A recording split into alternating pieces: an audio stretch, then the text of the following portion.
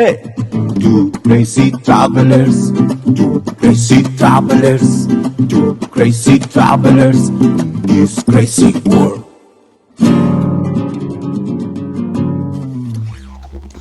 In this episode, we head all the way north to the largest reef on the planet before flying south to one of the most iconic coastlines of Australia.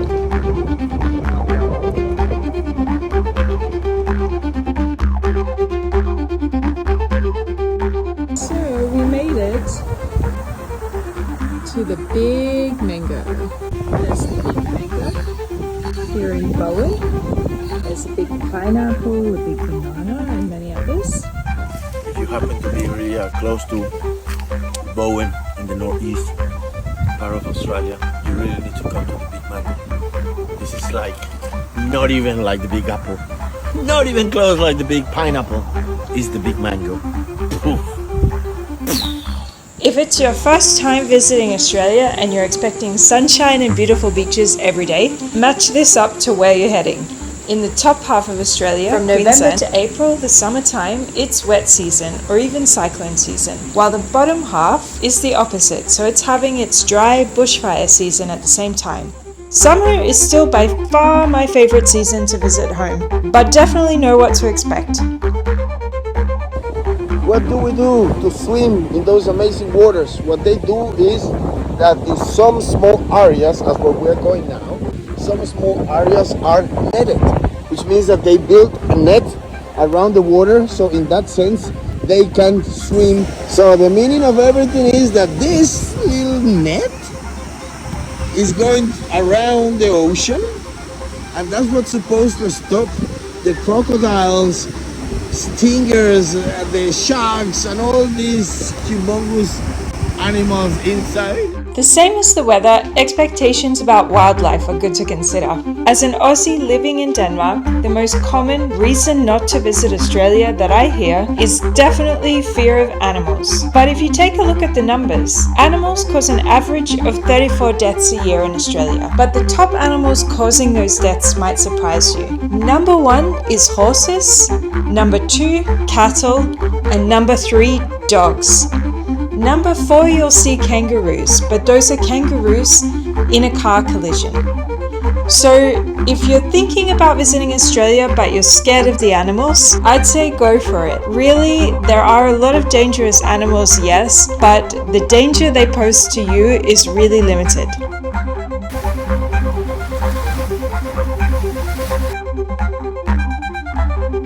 Después de una hora tratando de yo meterme en esta verga, compay, ahora sí parezco una rana.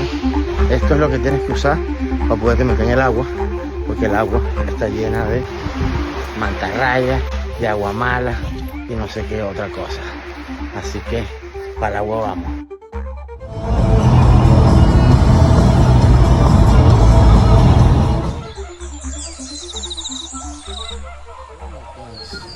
We are taking the Rainforest Cableway. Already got the ticket, and now we just need to do the boarding pass. Now it's time for the check-in, and then directly. Thank you, sir.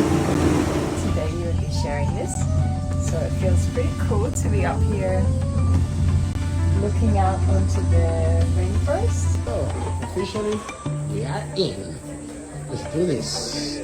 The first one, so hopefully we'll get a nice view. We're doing this.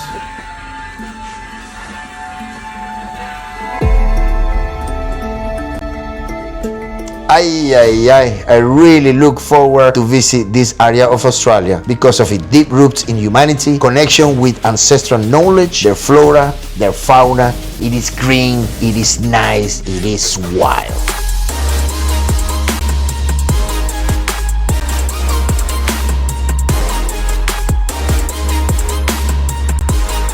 Australian has learned to cohabitate with their surroundings, to respect it and to enjoy it. In a way, they engage with nature exactly the same way as I do.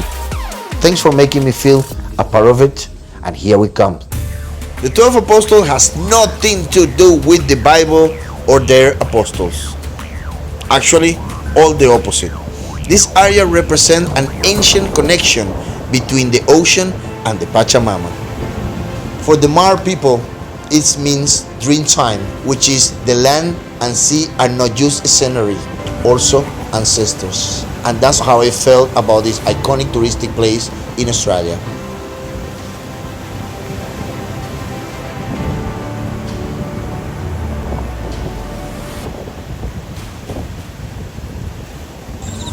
And then you actually are having a morning walk in Australia. And then I check. El tamaño de este que está aquí tiene por lo menos 2,5 metros. El que está aquí es el papá de los venados. No me quiero ni acercar porque una callapa ahí me caen a coñazos, eso seca.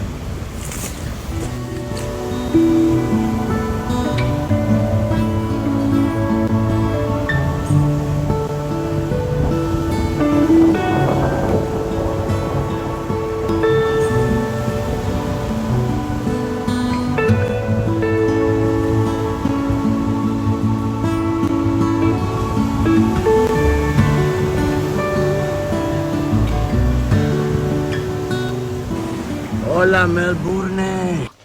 Our final stop after driving the famous coastline of the Great Ocean Road was Melbourne, one of the most iconic cities of Australia. It's known for its coffee culture, laneways of amazing food, multicultural citizens, and live music scene.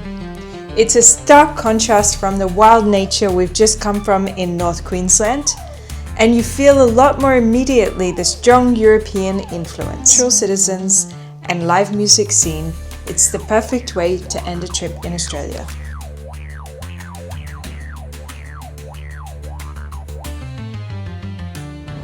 This is the ACDC passage. Check it out.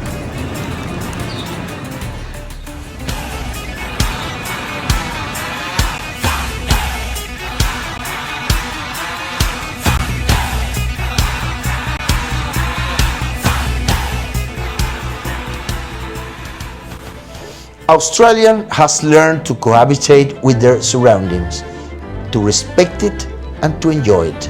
In a way, they engage with nature exactly the same way as I do. Thanks for that. Thanks for taking care of it. Thanks for making me feel a part of it. Thanks, Australia.